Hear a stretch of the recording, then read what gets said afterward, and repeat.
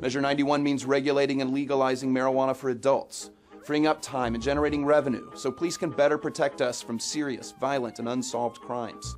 The system needs changing. Yes, on 91, it's about time. You take a seed, you plant it, you grow it, you dry it, you roll it, you smoke it, and it goes down smooth. Hey! Spanning the continent to bring you the truth about cannabis and marijuana law reform. I smoke pot and I like it a lot. The Russ Belville Show, the voice of the marijuana nation.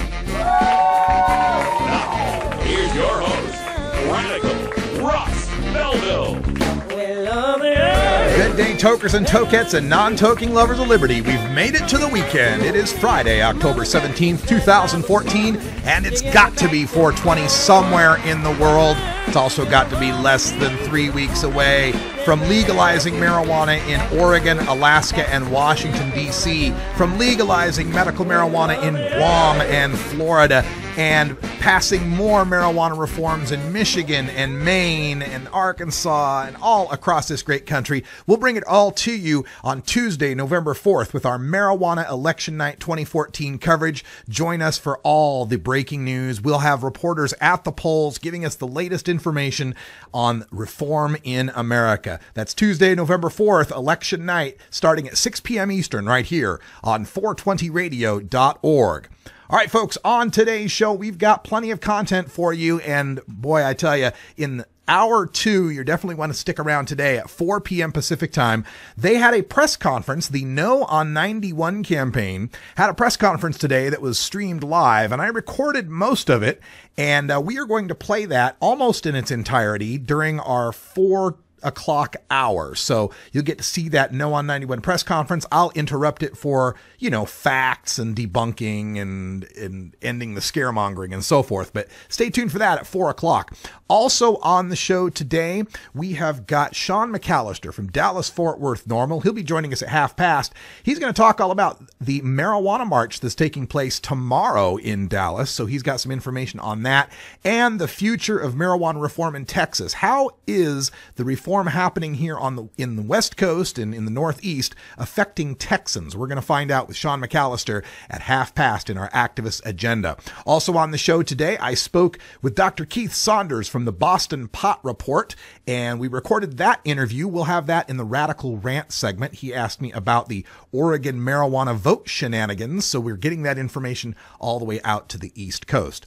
Also on today's show, in Behind the Headlines, we're going to take a look at how the United States State Department is asking for some flexibility in the UN Drug Treaties. They weren't always for flexibility in UN Drug Treaties, kind of strong-arming most of the countries in the world into accepting prohibition. But now that Colorado and Washington have legalized, this is having international repercussions that the United States is now forced to deal with. We will give you the behind the headlines on that. Also in drug war data mining, we're going to continue an arc that we started yesterday, taking a look at the age difference between marijuana smokers in medical marijuana states versus marijuana smokers in non-medical marijuana states. So stay tuned for that. But first, we start off with our 420 radio news. And in the news today, we have got a shocking story about the son of Vice President Joe Biden. We've got an Oregon economist pointing out the positives of marijuana legalization. A new poll out of Delaware shows they're ready to legalize marijuana. A doctor in Grand Rapids, Michigan makes us all look bad by faking marijuana evaluations for medical marijuana. And in Pennsylvania, the chance to get medical marijuana passed in this session has gone up in smoke. Oh, I had to do it. I couldn't resist. We've got all that and more coming up on the show today. Sorry, I got distracted. The phone was going off there. All that and more coming up on the show today, including Herb Thrasher joining us for our daily Toker Tunes. He's got some great music for us today from the band Spell Check. So all of that coming up on the Russ Belville Show. Stay tuned. The news is next.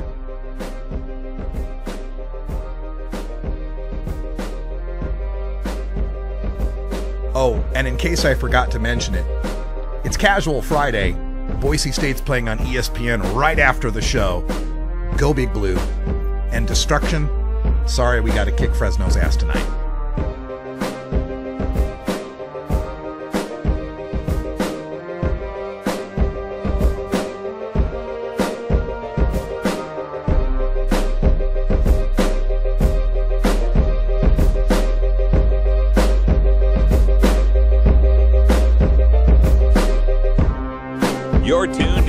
Russ Belville Show, the voice of the marijuana nation.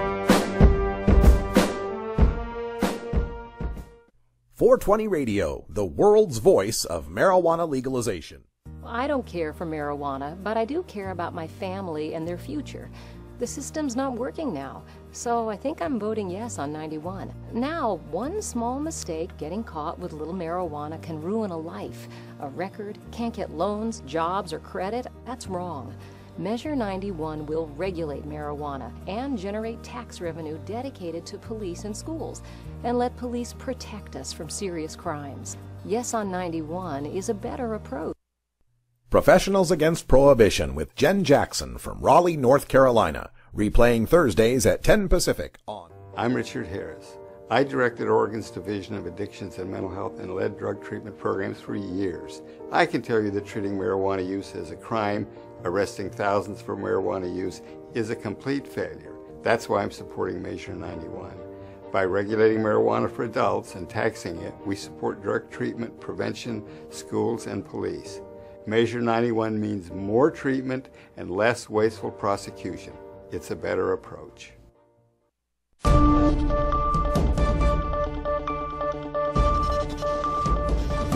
It's time for the 420 Radio News, covering the latest headlines in consumer cannabis, medical marijuana, and industrial hemp. Transcripts of 420 Radio News are available daily on our website at 420radio.org. Now, here's Russ Belville with your marijuana headlines in 4 minutes and 20 seconds. This is your 420 Radio News for Friday, October 17th, 2014.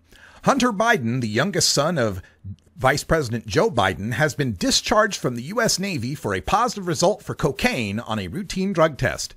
Ensign Biden's Navy career ended after just 10 months as an officer when he was administratively discharged in February of this year. His father, Vice President Biden, as a senator in the 1980s, was one of the leading proponents of the strict war on drugs legislation of the Reagan administration. Biden coined the term drug czar to describe the position of director of the Office of National Drug Control Policy that Biden created.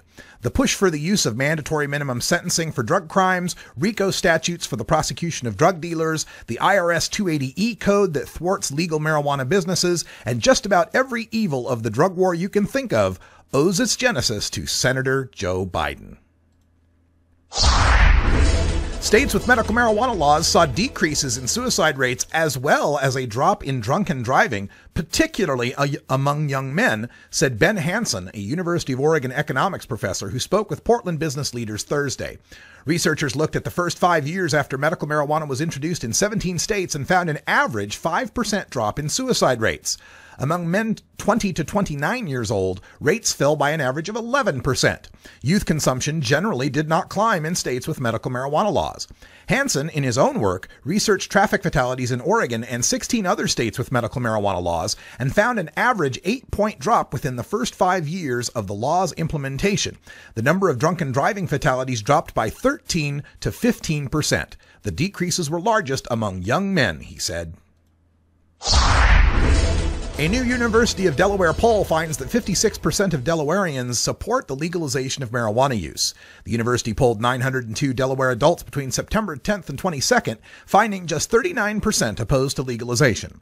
Delawareans older than 60 and self-identified conservatives were the only groups to express deep opposition, while young adults and liberals drove the support. Support for legalization crossed racial and geographic boundaries, with poll respondents in all 3 counties saying they back legal marijuana. Of course, public support does not always accurately predict political support. Governor Jack Markell remains opposed to full legalization of the drug, a spokesperson said on Thursday. Legislation introduced earlier this year by State Representative Helene Keeley, a Wilmington Democrat, would have allowed Delawareans to legally possess up to an ounce of marijuana for personal use without regulating and taxing sales of the drug. Facing political opposition, the bill was scrapped. A Grand Rapids doctor has admitted he certified medical marijuana patients and caregivers without providing medical evaluations. In some cases, Dr. Gregory Koldenek met with groups of prospective patients and caregivers in restaurants and signed certifications around a common table. He even signed certifications without the patients present. The allegations are contained in a plea agreement Koldenek signed that calls for him to plead guilty to conspiracy to manufacture fewer than 50 marijuana plants. He is among 10 arrested for allegedly growing marijuana in homes and apartments in Kent County. county. Among the requirements to properly issue a card are that the physician has a bona fide relationship with the patient and that there is a complete and full assessment of the patient's history. Pennsylvania efforts to create a medical marijuana program have been vaporized for now. The State House of Representatives is unlikely to take up the measure passed in September by the House, with only one voting day remaining in the 2013-14 session, according to a spokesman for House Republican Majority Leader Mike Turzai. House leaders have too many questions and want to hold at least 2 hearings. Quote, "No, there is no intention of bringing that legislation up for a vote," end quote, the spokesman, Steve Miskin, said Thursday. The state Senate voted 43-7 on September 24th to pass its medical marijuana legislation, SB 1182, that would legalize vaporized and edible cannabis for medical use. It needs to be approved in the House before going to Governor Tom Corbett for his consideration. Governor Corbett has always opposed any effort to legalize medical marijuana. The campaign No on 91 held its press conference against Measure 91 marijuana legalization in Oregon. We'll bring you that conference at 4 p.m. today in Toker Talk Radio. This has been your 420 Radio News for Friday, October 17th, 2014. I'm Russ Belville.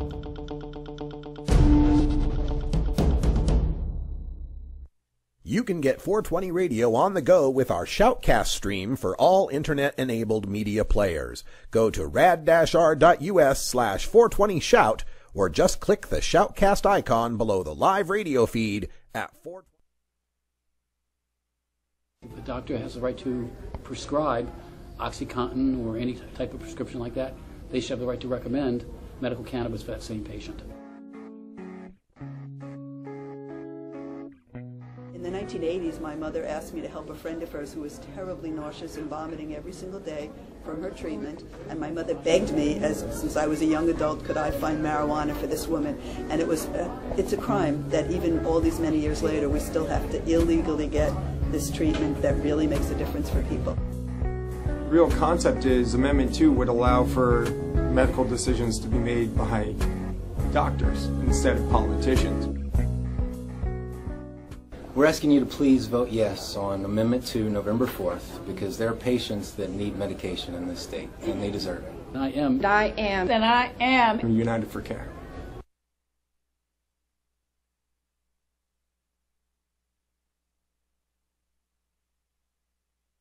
NORML stands for Responsible Adult Cannabis Use. If cannabis use is causing problems in your life, consider taking a break or seeking medical assistance. Consider ceasing cannabis use if you have a family history of mental illness. Don't drive or operate heavy machinery while impaired by cannabis use. Cannabis use is not without risks, even though the risks are far less. I'm Pete Tupmark. I spent 33 years in law enforcement, from deputy sheriff to sergeant, working 10 hours a day protecting Oregonians. Last year in Oregon, there were 13,000 citations and arrests for marijuana. That takes time. Time better spent solving murders, rape cases, finding missing children. The system is broken. Measure 91 regulates marijuana for adults, so police have time to fight serious, violent, and unsolved crimes. It's about time.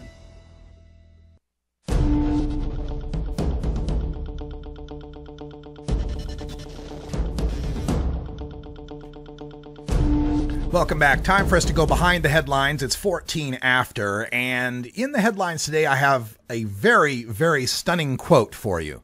Quote, "How could I, a representative of the government of the United States of America, be intolerant of a government that permits any experimentation with legalization of marijuana if 2 of the 50 states of the United States of America have chosen to walk down that road?" End quote. That's the rhetorical question posed by Assistant Secretary of State for Drugs and Law Enforcement, William R. Brownfield, last Thursday as he delivered a briefing in New York before attending a United Nations committee meeting on international narcotics control. Secretary Brownfield spoke about the need for, quote, "flexible interpretation," end quote, of UN drug control conventions in place since 1961, signaling a huge sea change in how the United States pursues the international war on drugs. These UN treaties mandate that all signatories agree to the prohibition of certain drugs, with severe trade penalties for those countries that violate the treaty. This is why efforts to relax marijuana penalties internationally have always come in the form of decriminalization. The famous marijuana coffee shops of Amsterdam, for instance, aren't technically legal, But sales of small amounts of marijuana aren't prosecuted, and officials try to turn a blind eye to the back end of cultivation and supply.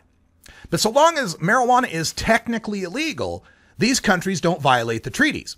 So Portugal, Spain, the Czech Republic, and many others around the world have varying degrees of marijuana decriminalization, even when they might prefer legalization.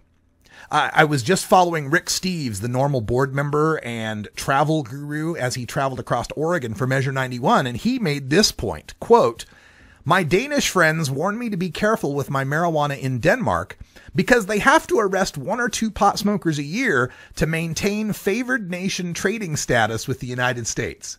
End quote. But then Uruguay rocked the international boat and made the production, sales, and possession of marijuana legal last year. Uruguayan legalization comes with many restrictions. It's limited to registered residents only. It's available only through limited government suppliers. But it is that step beyond decriminalization that triggers the penalties outlined in the UN Drug Control Treaties. Now, with legalization proceeding without federal interference in Colorado and Washington, accusations of American hypocrisy are forcing the ship of state to make the slow turn toward acceptance of legalization as a valid international response to drug control. Secretary Brownfield opened his remarks by outlining 4 pillars for the international community on which to base future drug control policy. Quote, "First, respect the integrity of the existing UN drug control conventions. Second, accept flexible interpretations of those conventions. The first of them was drafted and enacted in 1961. Things have changed since 1961. Third, to tolerate different national drug policies, to accept the fact that some countries will have very strict drug approaches, other countries will legalize entire categories of drugs. We must have some tolerance for those differing policies. And our fourth pillar is agreement and consensus that whatever our approach and policy may be on legalization, decriminalization, and depenalization, we agree to combat and resist the criminal organizations, not those who buy and consume, but those who market and traffic the product for economic gain." End quote. But when pressed by reporters as to what the newfound tolerance means with respect to actual policymaking, Secretary Brownfield was reluctant to be pinned down. Quote, "We are all required to abide by the conventions that we ourselves have ratified, but the conventions are not rigid. We are allowed to interpret them so long as our interpretation is still consistent with our universal desire to reduce the misuse and abuse of harmful products throughout the world." End quote. So, according to my reading of the Secretary's remarks, if, quote, "Uruguay has, as they prefer to say, regulated marijuana," end quote, to reduce drug abuse, that's tolerable. But if Saudi Arabia has, quote, "capital punishment for those who traffic in product," end quote, to reduce drug abuse, why, that's tolerable too. There appears to be nothing in the treaties or in the Secretary's remarks indicating some objective way of determining whose approach actually reduces drug abuse in order to determine what's internationally tolerable.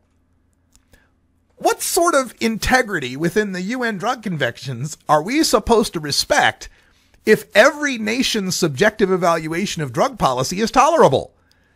I mean, these remarks are good news for those states and nations wanting to legalize marijuana, but I feel they reveal a bankrupt ideology of drug prohibition that needs to be abolished, not flexibly interpreted. Having a prohibition that's not intended to be enforced breeds greater disrespect for the law than one that is enforced. We've known that since 1942, and Mayor LaGuardia of New York said it. A prohibition law not meant to be enforced breeds disrespect for the law. And on the international level, the people in Mexico, there was a reporter in Mexico who asked about the 80,000 dead, and some 8,000 disappeared in Mexico after a decade worth of drug war fighting there. And all the secretary could tell him is that drug policy takes time, and we'll have to wait and see whether or not that's happened. I'm sorry for Mexican parents who've lost too many of their children, for the Mexican people who are dealing with a corrupted government and murder in the streets.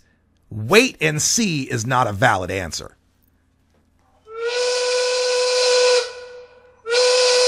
I know nothing. All right, folks, time for us to take a break. It's 4:20 in Denver, Colorado, so we hope you're having some fun in the Mountain Time Zone. Hell, we hope you're having fun no matter where you are in this great globe of ours, the ship we call Earth. It's Orange Out Day for Boise State. We're on ESPN at 5 p.m. Pacific. Coming up next, we got drug war data mining, more on medical marijuana age rates. Stick around. You can get 420 Radio on the go with the TuneIn Radio app for all mobile platforms. Go to rad-r.us/420tunein or just click the TuneIn Radio icon below the live radio feed on 420radio.org. The Marijuana Business Association, or MJBA, are proud sponsors of the Russ Belville Show. It is the mission of the MJBA to establish integrity and legitimacy, create common market standards, provide market intelligence, and develop best ethical business practices for participants in the emerging legal marijuana industry, including commercial hemp, medical marijuana, and recreational marijuana for adults. Learn more about the Marijuana Business Association and visit mjba.net to join today. That's mjba.net. A cannabis broadcast, replaying Fridays at 10 Pacific on 420radio.org. Are you a hypocrite? If you live a closeted cannabis lifestyle, you are. Read about 7 people living a closeted cannabis lifestyle who are on the verge of coming out in The Hypocrites by Mara K. Eaton. Available at areyouahypocrite.net. You can purchase the book on Amazon and Barnes & Noble, also available on iTunes. Check out Mara K. Eaton on Facebook as well. Learn more at areyouahypocrite.net.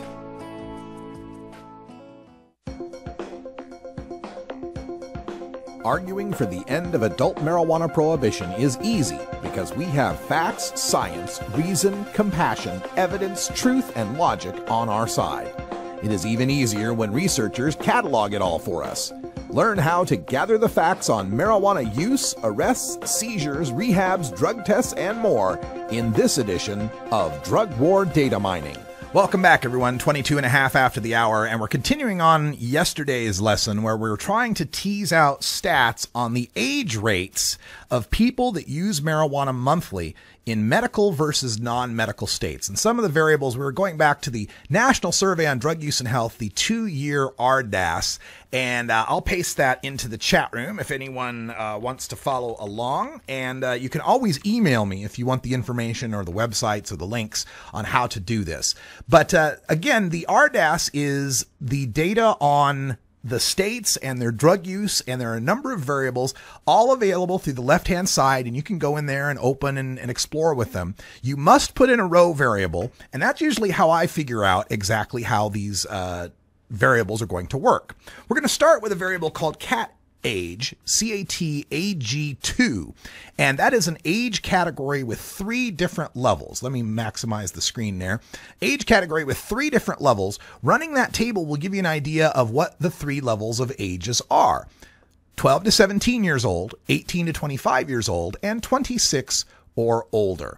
And in this survey, 10% of the people in the survey are 12 to 17, 13% are 18 to 25, and 76.6% of the people in the survey are 26 and older. So that's already given us the start we need. Now, we can also figure out whether or not a state has medical marijuana use. This is broken down by state. A variable called medmj use will tell us whether or not your state has been approved for medical marijuana. Running that table is going to tell us that within the data, we have 13.7% of 12 to 17-year-olds surveyed in the medical marijuana states versus 8.3% of 12 to 17-year-olds surveyed in the non-medical marijuana states. But again, this is everyone surveyed. This isn't asking whether or not they've used marijuana. We're going to break this down by selecting a selection filter. There's a variable called IRMJRC, which is your recency of marijuana use. It'll tell you within 30 days, within a year, over a year, or none. And in yesterday's lesson, we learned that number 1 for IRMJRC is the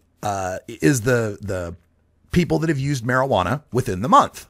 So running that gives us a table that we can see that in medical marijuana states, 14% of the people that used marijuana within the month are between the ages of 12 and 17. 10% in the non-medical marijuana states. And that would seem bad at this point. It would seem like, oh no, medical marijuana states have more kids that use marijuana. But it's important to look at this as a trend. And to find the trend, we can use a control variable. That's a variable that gives us multiple pages. And in this case, we're going to use year pair indicator. That tells us which of these years, 2002, 4, 6, 8, or 10, we're getting variables for. We run that table. This is going to break it down into the 5 different years, and I'm going to suppress the bar chart here on the side just to make it easier to scroll through. And as we scroll through this, we find that when we started in 2002, 17% of teenagers were using marijuana in the medical marijuana states. Again, this is monthly, versus 11.4% in the non-medical states. But that's in 2002. Look what's happened to the trend. In 2004, medical states are down to 16.9. Then 15.2 in 2006, then 12.0 in 2008, down to 11.3 by the time we get to 2010. So we are now down in the medical marijuana states in teen usage to where the non-medical states were 10 years ago. Regulation is working. It's bringing down the age of marijuana users in the medical marijuana states. And again, looking at this, 11.3. And in the medical states, 54% of monthly users are over age 26 versus 52% in the non-medical marijuana states. More older adults use marijuana monthly in the medical marijuana states than they do in the non-medical marijuana states. And for more fun, you can break this down a different way. Instead of using medical marijuana use as the column, we can put the IRMJRC back up there.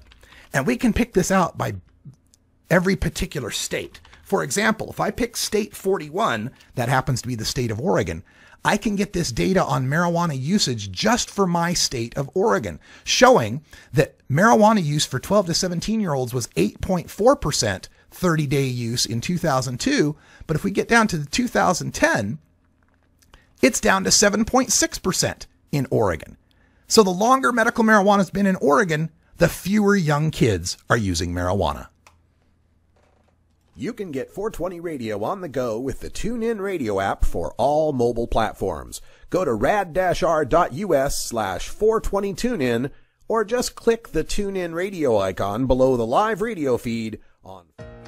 Mike Schwab is a former middle school science and math teacher. Currently, he works with Children Daily as an after-school program leader.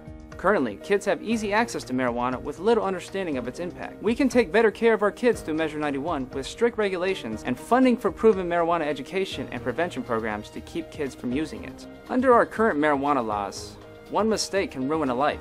Measure 91 removes unfairly harsh punishment for marijuana offenses and gets more tax money to local police and drug prevention. Vote yes on 91. There's so much I worry about as a mom.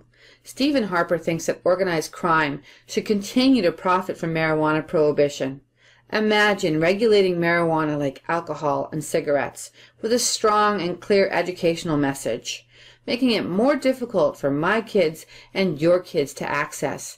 Drug dealers don't ask for ID. Stephen Harper does not have the kind of judgment we need to protect our children, authorized by the NORML Women's Alliance of Canada. The law offices of Omar Figueroa would like to remind you to stand up for your rights. If you are detained or arrested, treat law enforcement with respect and stand up for your rights by repeating, "I respectfully invoke all of my legal and constitutional rights. I do not consent to any search and seizure. I want to remain silent, and I want to speak with my attorney." Please contact the law offices of Omar Figueroa at 415-489-0420 or 707-829-0215 or on the web at omarfigueroa.com.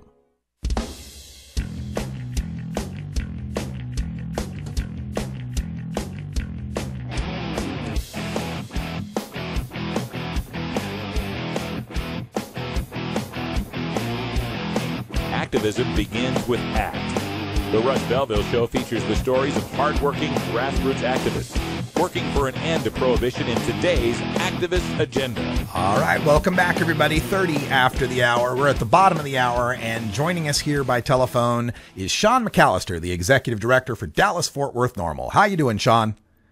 Howdy doody, Russ Belville. Thank you so much for having me on here at the last minute. Hey, yeah, man. Howdy doobie to you as well. And just so you know, for the picture, I got up you and Andra and Cannabis Carry in front of the Goonies sign. Ah, hooray from Maria 2014. By far my favorite trip I have yet to go on in this cannabis journey that I'm now on as an activist. Yeah, we decided, Carrie and I decided that she's got this pretty boss place up in Astoria, and we thought, wouldn't it be nice, you know, because we get to meet all these people around the country when we go to Dallas or Atlanta or all these places that we go for marijuana reform, but we're always so busy because we're putting on an event or a press conference or a conference or something, and we never get a chance to just hang out. And so we decided to form something called Maria, the Marijuana Activist Retreat in Astoria. And we invited up Big Daddy Fink and his girlfriend Michelle, and we invited up from Atlanta, and then we invited up Shaun and Andra from Dallas, Fort Worth. Had ourselves a great time, saw the Goonies house. Andra was a huge Goonies fan, so that was definitely a lot of fun. Thank you for doing that with us. Yeah, man, I am so honored to have been a part of that. That was by far a life-changing trip. I mean, here in Texas, you know, we have no sensible marijuana policy of any kind. So anytime somebody like myself can go to a place that just has sensible marijuana policy, medical marijuana programs, for example, I mean, it is just very eye-opening experience, and it's just all the more motivation that we need to just continue this fight here in the Lone Star State.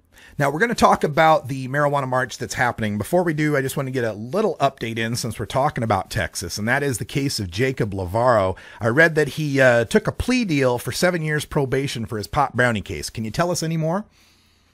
You know, I've sort of been keeping an eye on this case. I mean, the thing is, there's a whole lot of cases just like this going on in Texas that we hear about. That's the one that gets all the headlines. You know, I'm glad that he's not actually facing life in prison, which I think a lot of us knew he really wasn't. It just kind of made for a really good headline to piss people off and bring awareness about this.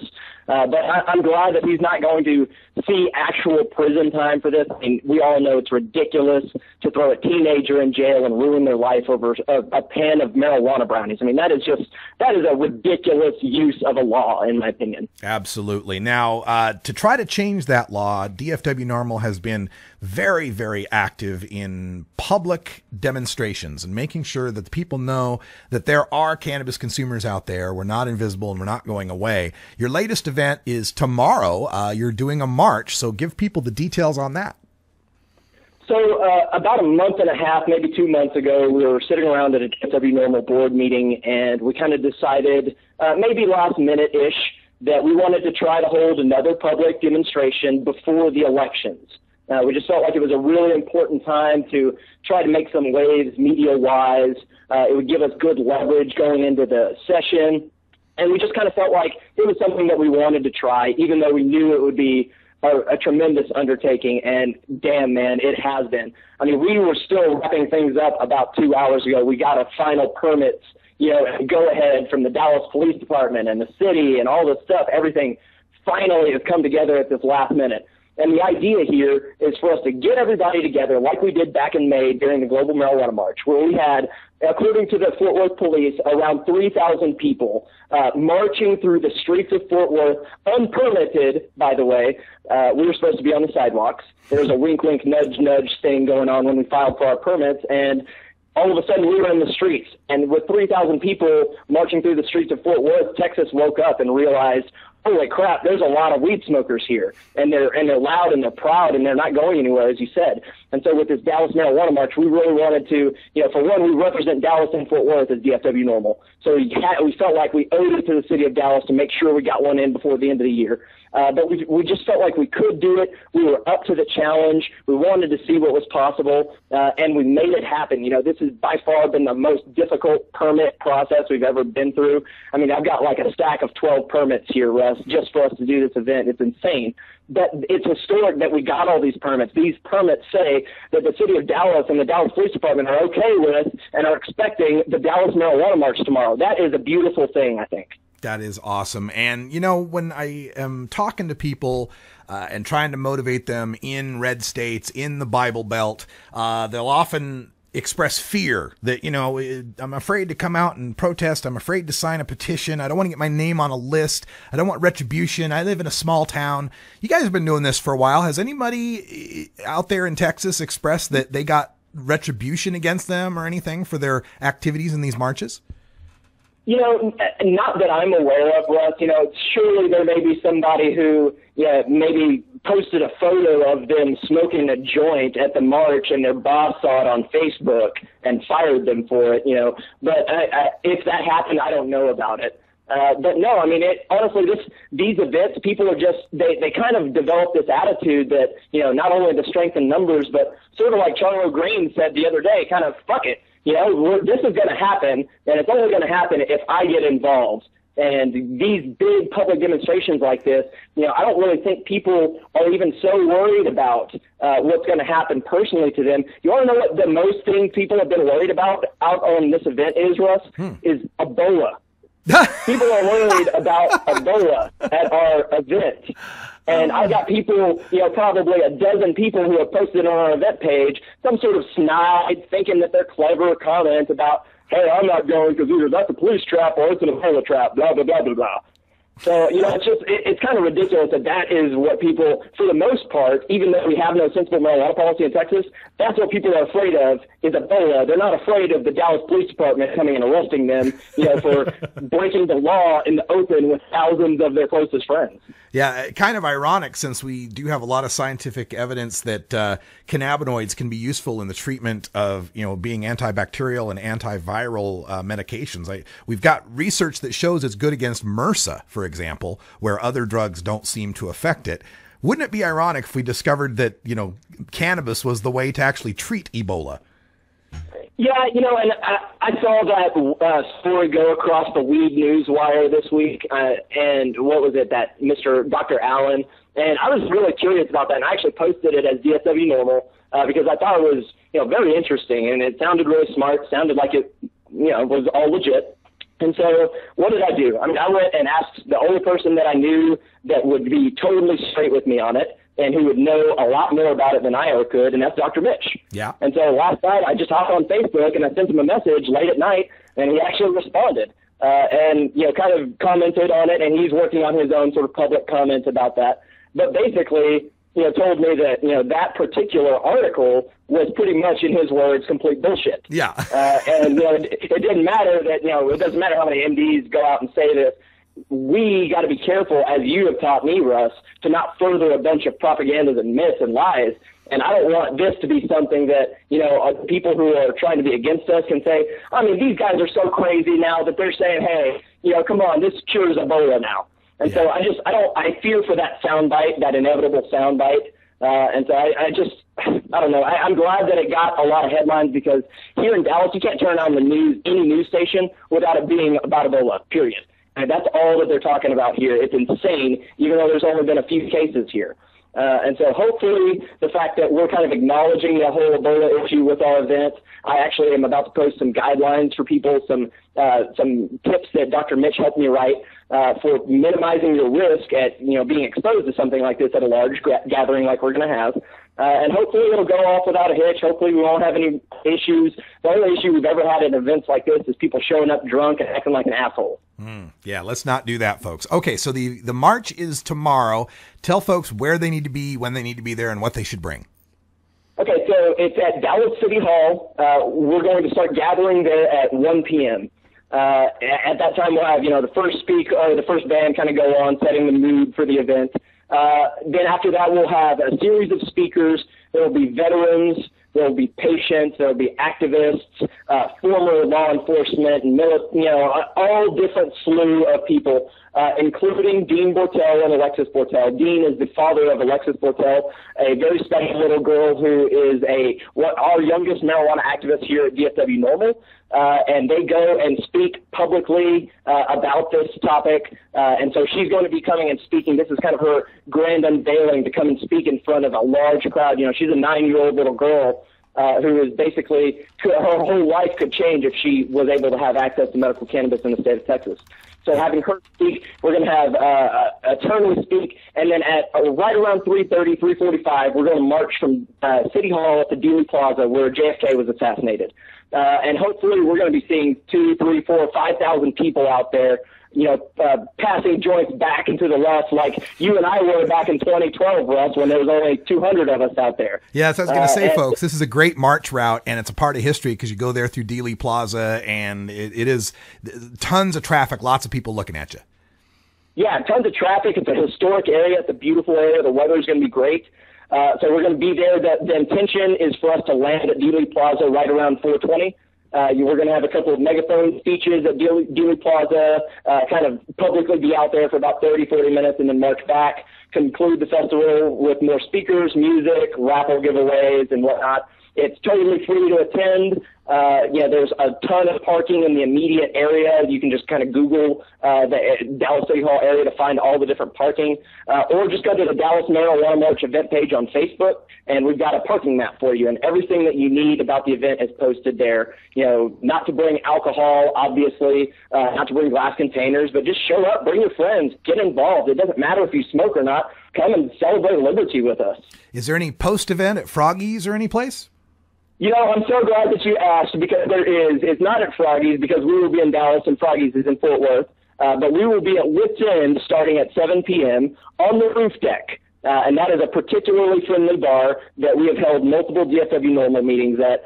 And they will have a cover that night, but if you say that you are there for the Dallas Marijuana March after party, you will be able to get in for free. Oh, that's awesome. I encourage everyone in Dallas to get involved with the march, get involved with the after party, because you get to taste a little tiny bit of freedom to give you an idea what you're fighting for. Shaun McAlister is the executive director of Dallas Fort Worth NORML. Check him out at dfwnormal.org. And hey, good luck on the march this weekend, and give my best to Andra and everybody out there at DFW. Will do, man. I will totally be invoking the Russ Belville spirit when I give my speech tomorrow. Thank you for everything that you do to further the discussion and the movement, and to give people like myself an opportunity to spread our little bit of message to your audience. Oh, thank you, man. And I will be there probably sometime after the election. I have a feeling I'm going to have a few states filled in on my back tattoo. Oh, great. Well, you know where we need to go for that then. Lucky Horseshoe. Lucky Horseshoe in Fort Worth, you bet. All right, thanks, Shaun. We'll talk to you again soon. All right, thanks again, Russ. When we come back, my appearance on the Boston Pot Report with Dr. Keith Saunders is next.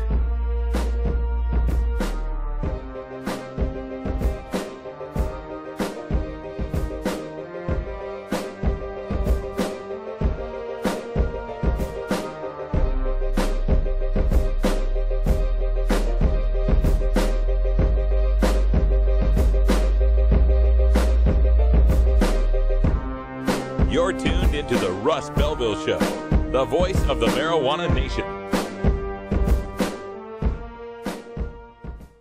You can get 420 Radio on the go with the Ustream video app for Android and iPhone. Go to rad-r.us/420Ustream, or just click the Ustream app icon for Android or iPhone below the live radio feed at 420radio.org. Adam Hand of Handmade Apparel produces quality custom designs for t-shirts, hats, and other apparel. Handmade Apparel is the official design shop for 420 Radio, among many clients who rely on Adam Hand for everything from short-run custom projects to full-run clothing lines. Visit handmadeapparel.biz to browse the selection of handmade gear or to get a personal quote for your own designs. Handmade Apparel, a proud supporter of 420radio.org.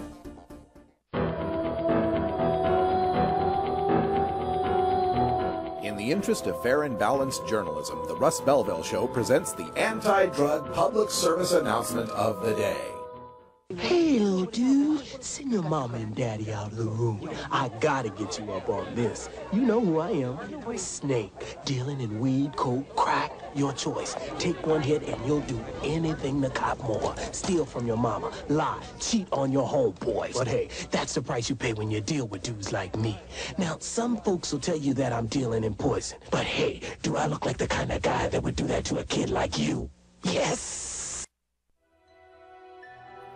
This has been the anti-drug public service announcement of the day. To cure this sort of reefer madness, listen to the Russ Belville Show every weekday on 420radio.org. When you are starting up a medical cannabis business, you want a fired-up lawyer who understands the needs of cannabis consumers. The law office of Lauren Vasquez is your fired-up lawyer for the cannabis industry. Visit her website, fireduplawyer.com, or call 1-855-MMJ-LAWS for more information. That's 855-665-5297 for Lauren Vasquez, your fired-up lawyer, or email fireduplawyer@gmail.com. Handle the truth. Entirely legitimate topic for debate. You have offended my family. Hey, this is great, man. And you have offended a Shaolin temple. One major responsibility is to encourage people to use less drugs. I know nothing. I support a change in law to end federal criminal penalties for possession of up to 1 ounce of marijuana. We don't need no stinking budget. Homosexuality, immorality in general. Down the centuries, you have slurred the meaning of the words we, the people. Be warned, this is not your mother's marijuana. You could ask yourself a question. Do I feel lucky?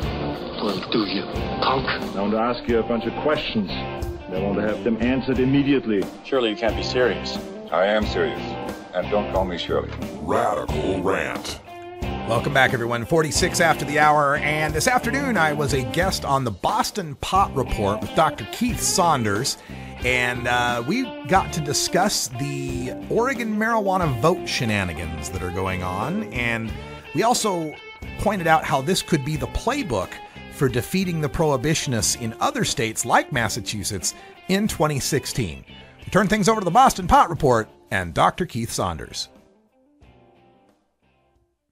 We got some legalization measures happening in Oregon, Alaska, and Washington, D.C., and we have a medical marijuana amendment that's on the ballot down in Florida. So those are the four major things that are happening. With us on the line right now, calling from the great state of Oregon, Mr. Russ Belville. Hi, Russ. How you doing? I'm doing fantastic. Thanks for having me on. Oh, it's always a pleasure. So I was just sort of updating our listeners who might not have been catching the news coming out of High Times or Huffington Post or 420 Radio, that you have, over the past couple of months, decided that through public requests of public records to see exactly what the opposition to Measure 91 has been up to. And so what have you found? I have found shenanigans.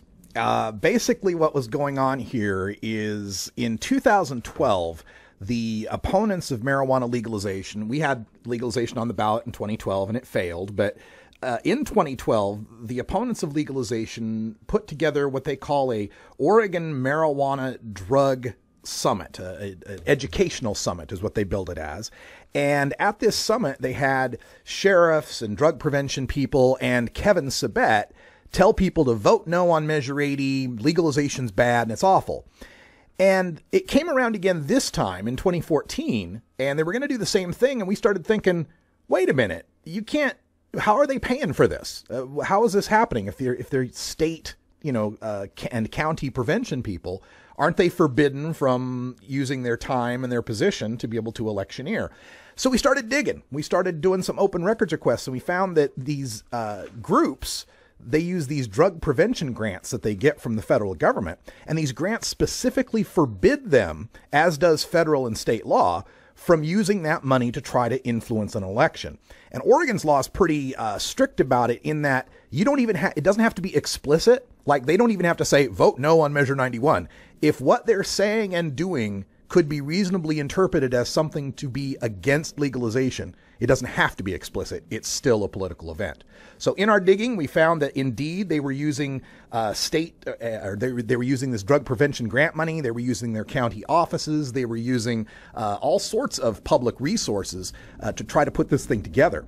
After we started focusing some attention on it, the news broke about this. The local newspaper did a story on it, and my congressman, Earl Blumenauer, filed an official complaint about it, and that forced them to have to pull out all the public money and replace it with private donations, most of which came from the Sheriff's Association.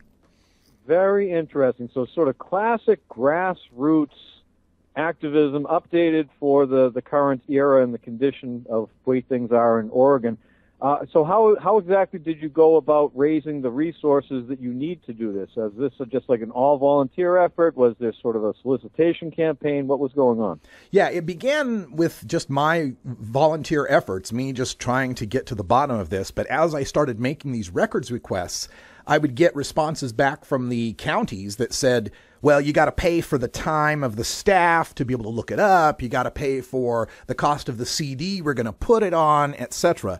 There are waivers for these kind of things for journalistic purposes, but having to go through all that and the time and the delay and the fighting over that would have taken too long. So instead, I just started a GoFundMe campaign on the internet asking for $2,000 originally to be able to pay these counties for their requests. And the requests have varied from county to county. One county was very forthcoming and gave me the emails I was looking for $300. Another county, for the same exact request, wanted to charge me $6,000. So the more I dig on this, the more impropriety and inconsistency I find from county to county. And I also find more dirt than I was originally intending to dig up.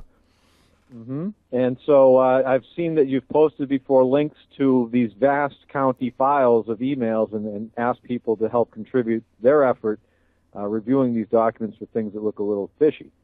Yes, I've crowdsourced the work on it because, I only have 24 hours in my day to be able to look at things. And like you said, there's thousands of emails up there now. And I have gotten help from 3 or 4 activists out there on the internet who've looked through and found little nuggets for me that I then go and post on my Twitter feed. You can find all this stuff at radicalruss.com. That's where I've been doing all the blog posts. radicalruss.com/docs are where all the documents are stored. Excellent. And so really what you've put together, in my view, is a model for upcoming actions in a variety of other states. That here in Massachusetts, we anticipate in 2016 there will be a legalization question on the ballot, and that we should begin our oppositional research and see exactly, who in what positions of official capacity are actually doing private campaigning. Yes, I think that's really important. And the more I started digging into this, the more I wanted to make this stick, because I knew this could be the template for California, for Massachusetts, Vermont, Maine, any of the states, Nevada, that might try in 2016. This really all flows from Kevin Sabet, the head of Project SAM. And when you follow the bouncing ball here, what you find is Kevin Sabet forms Project SAM, this supposed volunteer group to fight legalization nationwide. He then goes and recruits local drug prevention people that are working in the county drug prevention offices in various states. For example, in Oregon, he recruited Mandy Puckett, who was working with Best Care, one of the prevention groups that was putting on this Oregon Drug Summit. He then flies out the people. I don't know if he pays for the flight or they pay for the flight or the state pays for the flight. I'm still working on that angle. But then the local person flies out to Florida for a Project SAM national seminar where they are taught how to get grant money without running afoul of any of the proscriptions on lobbying. So Kevin Sabet flies these people out to train them how to get the grant money. Then when they flew back, they were about to use that grant money to bring Kevin Sabet out to talk about drugs and marijuana and all the terrible things that were going to happen if we legalized. So what a racket that is, where you can form a group, recruit local people to get federal money to pay you. That's amazing. How much was Sabet getting per appearance? We've got the contract up online at radicalruss.com/docs. He was asking $3,000 per city plus expenses for flight, rental car, hotel, and meals. This was originally going to be a 13-city tour. That would have been $39,000 in public money, and it was going to stretch over 7 days. That's 7 days of rental cars and hotels and meals. Thanks to our look at the open records request, we scared away 6 of those cities from participating. We cut his tour down to 7 cities and 3 days. My goodness. Well, I was noting that, there was an abrogation, an alteration to his schedule last week when this was initially sort of coming out. And really, it really strikes to the heart of this thing, which is the prohibitionists and those who are just entering into the business side of cannabis now that it's more above board and who are looking principally for profit rather than for advancing a cause are both sort of outside of the condition of the activists, because the activists are doing it on their own dime for their own purposes because they believe in this. And so when the money's not there for the prohibitionists or for the new rich kids who want to get into this thing, they walk away. Whereas Rick Steves pays for his own multi-city tour down in Portland or down in Oregon. That's right. And that's really what offended me so much about it, is because I've been, I worked for NORML from 2008 to 2012. And then since 2012, I've been doing this independently. And it's not that I'm getting rich doing this, for certain. I mean, every month is a struggle to find enough money to pay rent. And I would love to be able to travel all over the state of Oregon, do my show live, do seminars and events for people, but I'm just way too poor to do it. So it pissed me off that my taxpayer dollars were going to go to pay state people to pay Kevin Sabet to come out and do an educational tour on the taxpayer's dime. Look, I got no problem if people are against legalization. I'm all for free speech. I'm all for democracy. We got to play on the same level playing field. They don't get to use taxpayer dollars to proselytize for prohibition. We don't get to use taxpayer dollars to proselytize for legalization. And as long as we're on a level playing field, I'm fine with it. Well, yes, indeed. So this is pretty much where we stand right now. We are looking at real reforms that are happening faster and faster. The momentum is definitely on the side of legalization and medicinal marijuana going just all the way across the country. And these are sort of the death throes of, Kevin Sabet's perfect. He's made his entire adult living sucking on the teat of federal funds, either as the drug czar's mini-me or accepting grant monies or whatever else it happens to be. And yes, now he's seeing that source. Well, I don't know if it's drying up. If he can make $40,000 in a week, maybe he's still working this angle pretty well. But the days are numbered. It's going to end. And soon we're going to see policy reflecting more sensibility rather than knee-jerk prohibition. Yeah, and some other shenanigans we've uncovered, and we're just beginning to peel away at this one, is that on Kevin Sabet's trip out here, he signed a contract on May 24th for his personal company, his personal for-profit company registered in Massachusetts as Policy Solutions Group, I think is what it's called. And then I looked up on the Massachusetts Secretary of State corporation filings and found that that company was administratively voluntarily dissolved in June. So who was getting paid in October here in Oregon, and how did Kevin Sabet get that money? That's what we're going to uncover next. Well, I am looking forward to seeing what's going to come up out of that one. It's great to dig down in the dirt. Prohibitionist poop does stink. And thank you for the work you're doing. Good luck, continued success out there. And is there anything else you want to share with people in terms of ways that they can help out or other things that you think are important in the coming weeks? Yeah, I would encourage everyone to understand that marijuana legalization and reform isn't just an issue in your state. It's a national and international issue. If you're sitting there in Massachusetts upset that you're not voting on legalization yet, send some money to Oregon and Alaska. Send some money to Florida. Get online. Go to their websites. Spread their information. Email your friends. Volunteer for a phone bank. We can do this if we all pull together to make this happen. We can use help from all over the country. Well, thank you, Russ. That's Russ Belville, 420radio.com, russbelville.com. You can check him out on the regular. He's always putting up fresh content, new information. He's doing the yeoman's work of grassroots, digging in the dirt type of activism. And quick note, it's 420radio.org, and it's radicalruss.com. There we go. There it is, folks. All right, you check those websites out. You listen to them broadcast every day, and you check out. All right, many thanks to the Boston Pot Report and Dr. Keith Saunders for having me on the show. Coming around the top of the hour, 4 o'clock, we have got the press conference from No on Measure 91. Mandy Puckett and her associated crew there of cops, rehabbers, moms, even her own kid she put up in the press conference. You better have some weed handy because this might make you mad. We're going to take some time and listen to them and debunk them as we go. We might not get through the whole thing, but we'll get through enough of it. Also, I've got a couple of debunk graphics up at radicalruss.com or Radical Russ on Twitter or Radical Russ on Facebook. I'm going to make a new one every day based on the mailer they've been sending out here in Oregon, so spread those far and wide. For everyone here at 420radio.org, I'm Radical Russ. Until next time, take care of each other, tokers. This is the Russ Belville Show. The Russ Belville Show is blogging and podcasting daily at radicalruss.com. You take a seed, you plant it, you grow it, you dry it, you roll it, you smoke it. You take a seed, you plant it, you grow it, you dry it, you roll it, you smoke it. You take a seed, you plant it, you grow it, you dry it, you roll it, you smoke it, and it goes. Measure 91 means regulate.